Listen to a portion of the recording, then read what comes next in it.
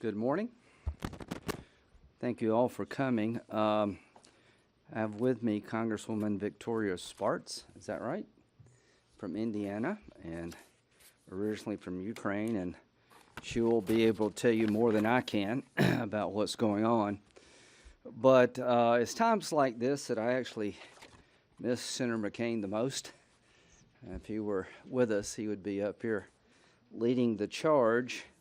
And so, like many Americans and people throughout the world, it's been hard to sleep at night watching war crimes unfold on television and just feeling frustrated that you can't do more.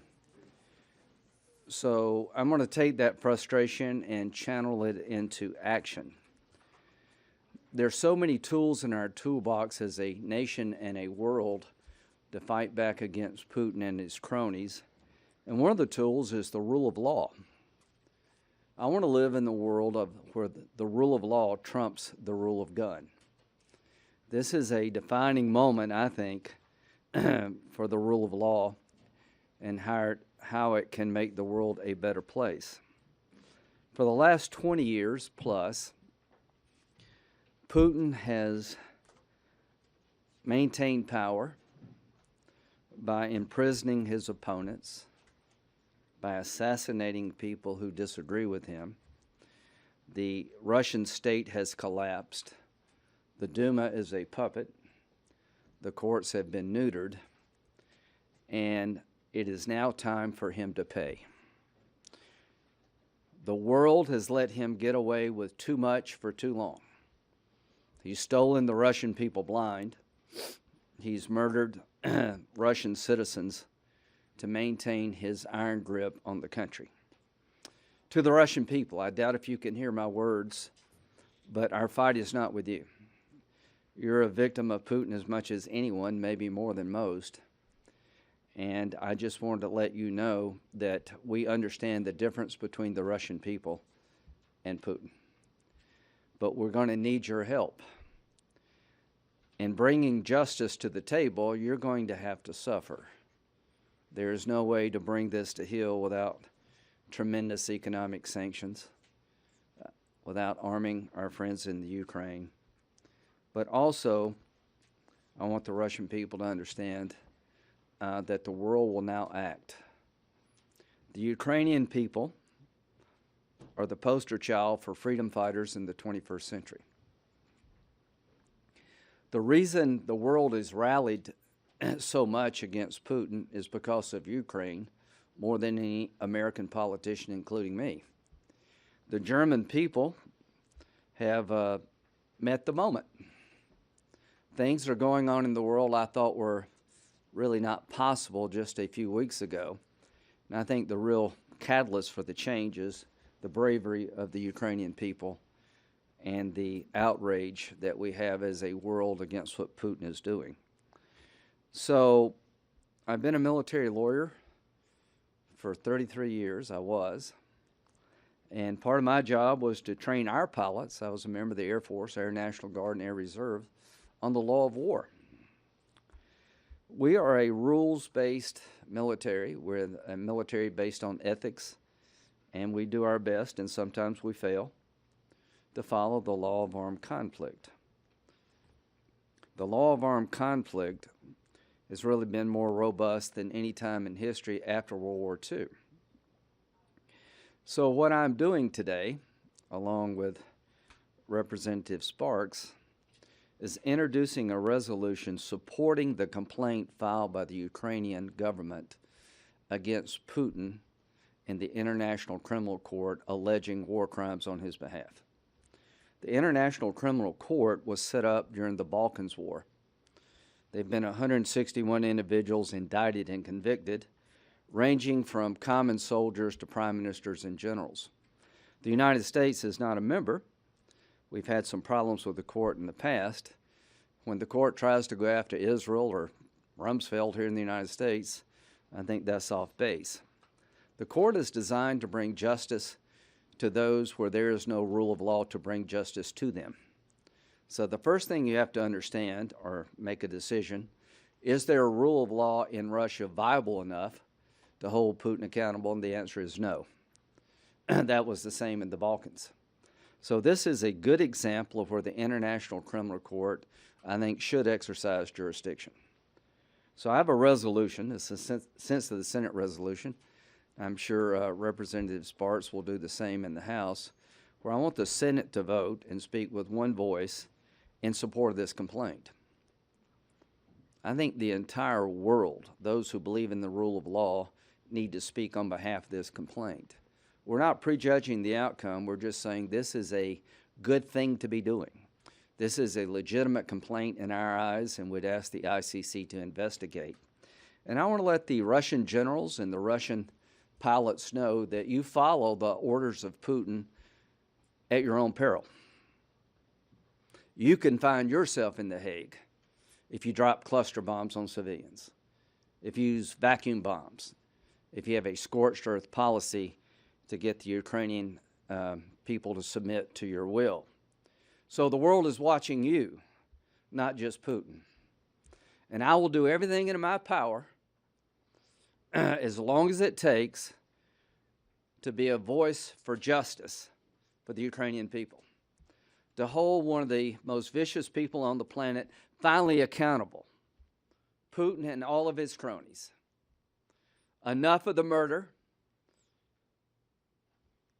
enough of destruction and carnage on your behalf. There'll come a day when the rule of law will trump the rule of the gun. And that day, I hope, will come sooner rather than later. So to the American people, we are right to help the Ukrainian people in their quest for their freedom. If Ukraine falls to Putin, it will set in motion dire consequences for us as a nation. China will get the signal that they can take Taiwan. The Iranians will believe that we have no will to stop their nuclear ambitions. The converse is true. If the Chinese see the world rally around Ukraine and the rule of law being applied to Putin's war crimes, maybe they won't go into Taiwan. The only thing I can say when it comes to Putin, it needs to be personal. He could care less, in my view, about his own people, and certainly could care less about the Ukrainian people. Putin is not a patriot for Russia. If you're a patriot, you wouldn't put your people in this spot of being complicit with war crimes. If you're a patriot, you wouldn't steal your own nation blind. So I'm hoping in the coming days that we can get Republican and Democratic support for a resolution where the United States Congress lends its voice to the Ukrainian complaint in the International Criminal Court. This is a proper exercise of jurisdiction. This is what the court was created for, because there is no venue absent this court, in my view, to hold Putin and those who follow his orders accountable. I think our voice will matter. I'm hoping the generals are listening, and I'm hoping the pilots are listening. I've got a call with our allies today. I'm trying to get parliaments throughout the world to follow our lead here, to send a clear signal to the Russian military what will happen if you go down the road of committing atrocities against the Ukrainian people, and to let Putin know the world is no longer indifferent to you. History repeats itself for good and bad. We tend to forget the lessons of the past. Appeasement of evil never turns out very well, and we've done that for too long when it comes to Putin. Too many people have been imprisoned. Too many people have been poisoned. What he did in Aleppo, in Idlib, Syria, where he just absolutely decimated civilian populations, bombed hospitals, not much happened. That needs to change. And when the lessons of history are learned for the good, we're stronger as a world. We'll look in the past and find people who stood up to tyranny and over time their actions aged very well. Those who stood up to Hitler, those who stood up to oppression. History will be your judge, and you will be judged well. The Ukrainian people represent the best of mankind at this moment. People going to the streets, grandmothers with rifles, defending the future of their grandchildren. The best person to speak about what's going on in Ukraine is the Congresswoman from Indiana. She is an American of Ukrainian descent who is going to rally our nation to the cause of her home country. She's a member of Congress. Her voice is unique in the times in which we live. She has family members in the crosshairs of Putin's war crime activity. She has skin in the game.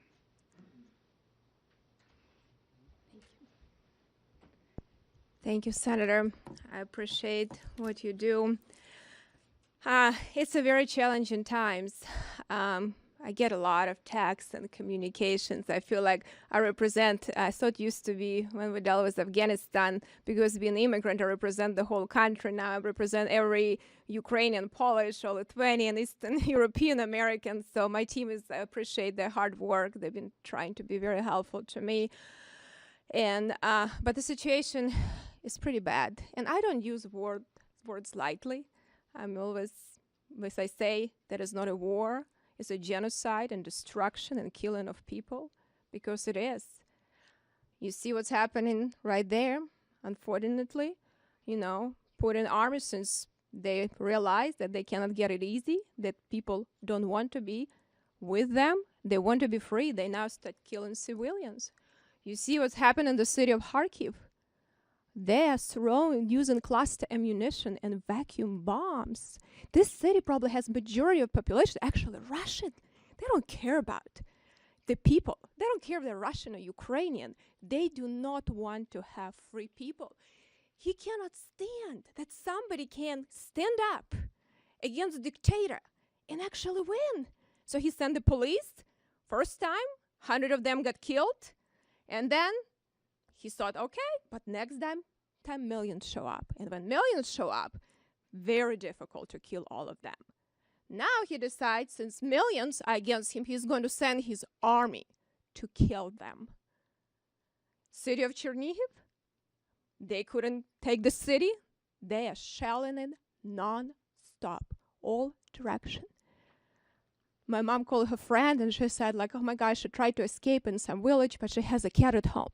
So she has like, cat is probably dying. I'll try to go through some bridge. So she ran through that bridge, got into the city, and she was trying to get some medicine at the pharmacy, and shells are coming, people standing by the buildings, and all cannot get water and anything. The city is under blockade.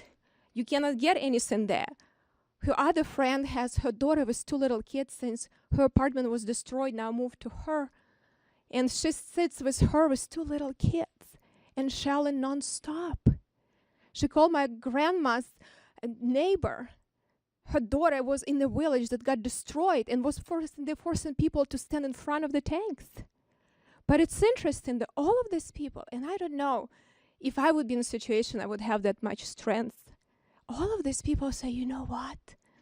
We don't cry anymore. We don't cry. Just give us some guns and we'll fight. And we're going to win. And he understands that. So he's destroying more cities. He just destroyed the city of Kherson. And it's awful. He's coming to the city of Kiev. And I give you one message. I just got it about an hour ago. It's from some village. His friend is trying to escape with kids. And they actually now shoot some of these people that try to escape. They send special groups to kill. Women and kids are trying to escape. So she was saying something that she just sent to me. They sent all this footage, and honestly, if I watch it more, I will not sleep at all. And that's from her brother. She talks to her brother, and he says, they burned down my house. My wife with kids barefoot, and she has a temperature. She ran away. I don't know if she's alive or not because they were shooting at us, walking around by our house like it belongs to them. Then he used bad words. I cannot use it in the public record. They're killing peaceful people. Kids are scared to death. They're just killing us like we are animals. It's awful. This is criminal. These people cannot get away with that. And I hope to see how the international community is going to vote today. And I hope you're going to also cover that.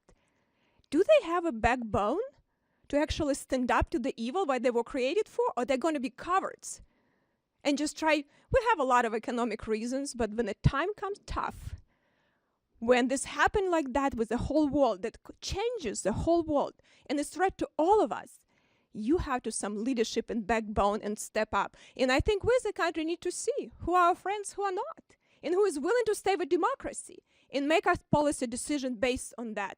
And I hope you're going to cover it in the same way and see what other countries are doing, because the whole international community need to condemn this. This is criminal. This is pure killing of individual. It's not a war, and I appreciate Senator doing that, and I hope you help support and also bring this to attention of American people. I have a lot of footage. I cannot even put it on my Facebook or Twitter, but if we can, people need to see what's happening. This is just brutal. I mean, this is real bad for all of us, and I hope these people can survive. I know that they will. They win that war, but hopefully, with less losses, and it could happen. And I hope our leadership and we in Congress can help them too. Thank you, Senator. Questions? Senator Graham, Kilmany Dukart with Newsmax. How is Congress supposed to meet this moment right now when we haven't seen bipartisan consensus on legislation and Democrats and Republicans can't seem to agree on where the humanitarian and the defense aid is going to be coming from? Well, I think I hope we can find common ground that they need military aid, right? They're fighting like hell, so let's give them the equipment to fight.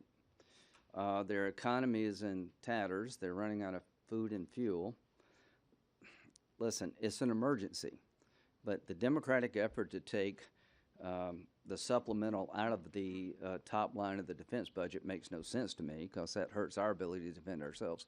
I'm hopeful we'll get there, but I had discussions last night with several Democrats about this front. There are many fronts that we can fight on here. We want to hurt Putin and we want to help the Ukraine, right? Well, how do you help the Ukraine? You give them food and you give them fuel, you help their economy, you give them weapons to fight with, but you also rally around their complaint against Putin being a war criminal. How do you hurt him the most? Subject him to the rule of law. There is no rule of law in Russia. There is no other place to take this complaint to other than the International Criminal Court. So I'm hoping that Republicans and Democrats will speak with one voice when it comes to the rule of law, that what Putin is doing is a war crime. So there are 4 types of crimes that the International Criminal Court deals with: genocide, crimes against humanity, violations of the laws or customs of war, that's my lane, grave breaches of the Geneva Convention. I promise you, there's ample evidence that there's a breach of the Geneva Convention, that the customs and laws of war are being violated, that cluster bombs dropped on civilians is not legal in this world. Now, the rule of law and war are always difficult. People say, why do you even think about law when it comes to war? Because that's what makes us different than other groups. That we do believe in America following the law of war, and we should hold those accountable who do not. So the answer to your question is, I hope we can find consensus around a package to help the Ukrainian people, but this to me is a layup. This is maybe the most effective thing we can do, is to let the generals in the army of Russia know you follow Putin's orders at your own peril. There were 161 people prosecuted in the Balkans conflict, from privates to prime ministers, generals included. I want the world to rally around the rule of law. And here's what happens when you let a man get away with murder and theft and war crimes for 20 years. You can't be surprised he keeps doing it. Enough. Stop it. End it. How concerned are you about another CR in two ways? One, constricting our defense spending at a time when Yeah. Republicans want Do you want to more say? money. Okay. And then also for the Ukrainian aid possibly. I just think it's political malpractice for us not to get our crap together up here. Okay, number one, we're in a shooting conflict with Ukraine is a democracy under siege by a war criminal, Putin. Let's stop talking. I appreciate what the administration did with $350 million of military aid. That's not enough, so I'm hoping we can pass a budget by March 11th. A continuing resolution destroys our military's ability to operate. There is no good excuse for Republicans and Democrats not to come together over this. None. Senator Graham, two quick questions. First, do you have Democratic support for this particular effort? And number two, as we continue to see the devastation coming out of Ukraine, testimonials just read by Representative Spartz, do you think there will be a change of opinion in the U.S. and NATO allies about the use of force, the no-fly zone, and things like that to prevent this devastation? I don't know where that takes us, but right now, Ukraine's not a member of NATO. Article 5 doesn't apply. What can we do? We can help them with armaments. We can help them with food and fuel, and we can also help them with our moral voice. The rule of law is a very effective tool here if it will be applied by the world writ large. I don't expect China to take up this cause, but I do expect Western democracies to champion this complaint. So I've had discussions with 3 or 4 Democrats. They seem very interested. I'm open-minded to what to do and how to do it. But I was thinking last night, of all the things that we could do that we're not doing, this is the most obvious to me, is to say after 20 years of war crimes, you're going to finally be held accountable. And this complaint in the ICC, if the world rallied around it, may not change Putin's mind, but it may change some people that are, you know, actually carrying the war out. Would you try for a live UC, just real quick? I'm trying to get consensus. Okay. So I'm going to introduce this thing pretty soon, and we'll try to build consensus. So if there is an omnibus package that includes this aid, how quickly does the aid get to Ukraine once this is finally passed? As you mentioned, the conflict is happening right I now. want to let her. So, okay, number one, the $350 million in military aid apparently is there. They just don't have enough javelins. They don't have enough stingers. They're willing to fight. But let's don't fool ourselves here. The might of the Russian army is incredible compared to that of the Ukrainian. The will of the Ukrainian people and their cause is far more just than the Russian cause. But here's what I would expect. An insurgency, if some of these cities fall, they're not going to stop fighting. Putin is going to have Afghanistan on steroids. So this is going to go on for a while. So as you see the war crimes unfold, as he gets more desperate, because the Ukrainians have done a hell of a job of stopping the Russian military to this point. But I expect scorched earth to be the new strategy, that where apartment buildings are collapsed and indiscriminate bombing. As you see that happen, we need to get international law organizations on board behind this complaint. We need to get Western democracies, their parliaments acting like us, telling the Russian generals, the Russian oligarchs, that we're going to look to you, that we're not going to give you a pass here, and let Putin know we're not going to give him a pass. Senator Graham, Where's the News Nation guy? That was me. Okay, so I honored my commitment to you. Senator Graham, Would you like to say anything? Well, I can just add related to what you mentioned about, our engagement in the conflict. I just want to tell you, the more the territory Ukraine they absorb, the closer they get to our NATO allies like Poland and Baltics, the risk of direct engagement will escalate significantly. I mean, right now, what we need to do to maybe work with some allies and also us to provide some safety zones because it's humanitarian crisis or humanitarian corridors so people can get safely evacuated. But it's very dangerous. That's why it's important for Ukrainians to be able to stop. It's important for us. Also, if we create Syria or in Afghanistan in the middle of Europe with terrorists from some Russian regions that even try to go through our border now. We know that. I've been on the border 3 times, and we have a huge challenge out there. I hope President Biden actually keeps his words to secure this border, because it's a huge issue. This is life and death issue, similar what in Ukraine. That will pose a lot of risk to us and to Europe. So I think it is good for all of us to try to help Ukrainians to defend the country and hold the territory, because that's been escalated further and can have ripple effects and unintended consequences, where it puts them in a much tougher position than even we are now. Yes. Senator Graham, Brian Esper from Insider. As you mentioned, the U.S. has had a rocky relationship with the International Criminal Court, and former President Trump even levied sanctions against that body. Mm-hmm. Don't you think that the fact that the U.S. isn't even party to the court, and the fact that we have this long history with them, doesn't that undermine the credibility of a resolution like this? And doesn't this show why it's important for the U.S. to participate in these kinds of multilateral institutions for when flagrant violations of international law like this take place? Well, the problem with the court, I think there was an effort by some to hold Rumsfeld accountable as a war criminal. We have a very robust rule of law system in America. Nobody's above the law. Everybody's being investigated.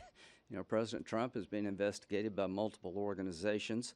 Israel, that was also an effort by the International Criminal Court. There are IDF members who get prosecuted at times for unlawful use of force. No, this is the Balkans. This court doesn't make sense when it comes to America or Israel. It makes perfect sense when it comes to places where there is no rule of law. So I can discern as a lawyer that it makes sense here, doesn't make sense there. This complaint, I think, is legitimate. It doesn't mean I'm going to join the International Criminal Court anytime soon, but as in the Balkans, where there was no rule of law, where the generals who ran the concentration camps wound up going to jail, if you don't have a venue like this, there is no place to hold Putin accountable. And that's the point, and I hope people will understand the point I'm trying to make, that now is the time to hold him accountable. This is a proper form, a good form, and if we give him a pass on the war crimes that are being committed in front of us all every night on television, I can only imagine what China will think. When it comes to dictators, you need to make it personal to them.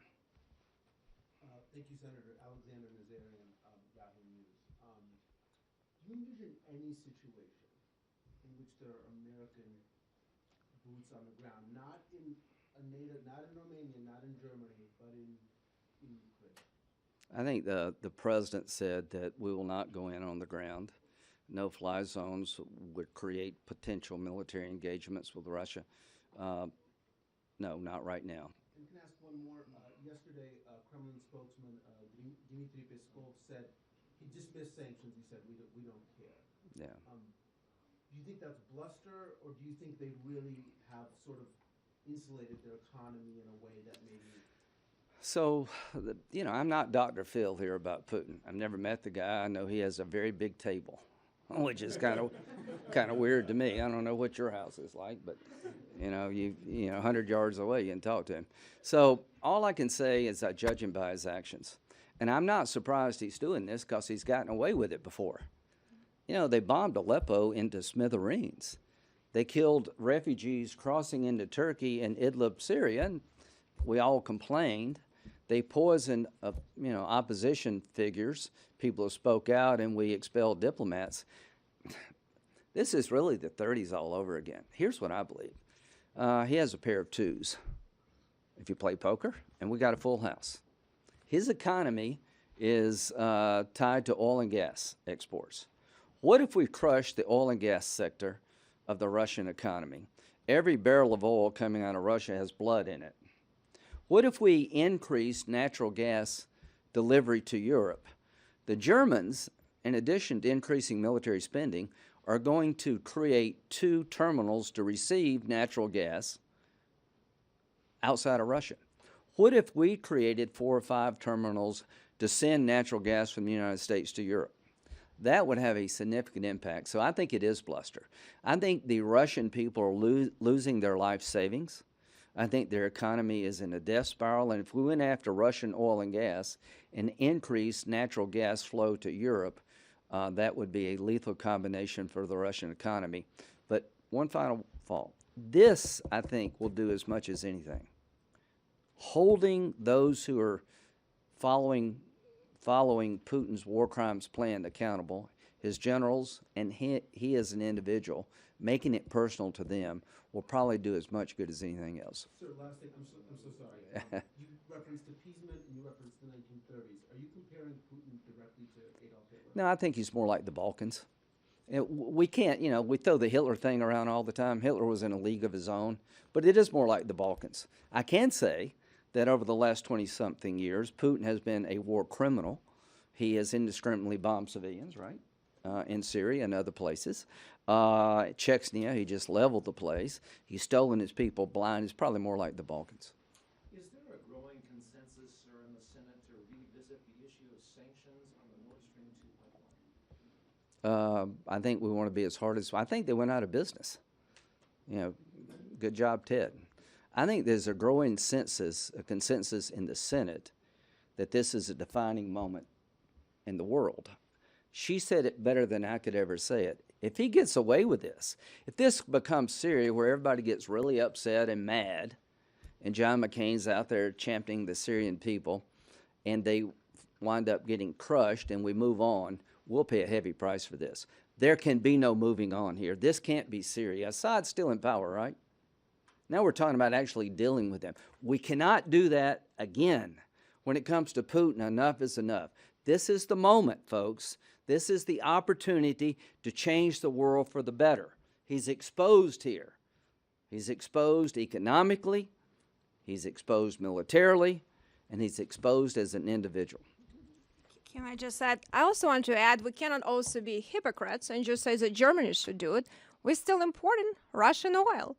So if we want to really mean it, we should look how we're going to open up our capacity and not have a terrible policies we have right now that made us more dependent on our adversaries. And we actually, utilize our oil and gas industry to help to keep the peace of the world and stop buying oil from Russia. Because when you go there, when I talked to German ambassador, she said, well, Victoria, we have problems, but you guys too. You imported a lot of oil. And I really was like, okay, I guess you're right. So we cannot be hypocrites. We also need to do what we mean and what we say. And I think that's important for us because energy is the biggest issue, how he's now paying for killing Ukrainians. Yes. I want to do two more. Senator Graham, what do you make of former President Trump calling Putin a genius? I think that was a mistake. I mean, I think I know what he was trying to say, going into the Donbass, but no, let's just make it clear. Putin's not a genius, he's a war criminal. Yeah, I just want to clarify on the co-sponsors, because you said you're in talks with Yeah. some people.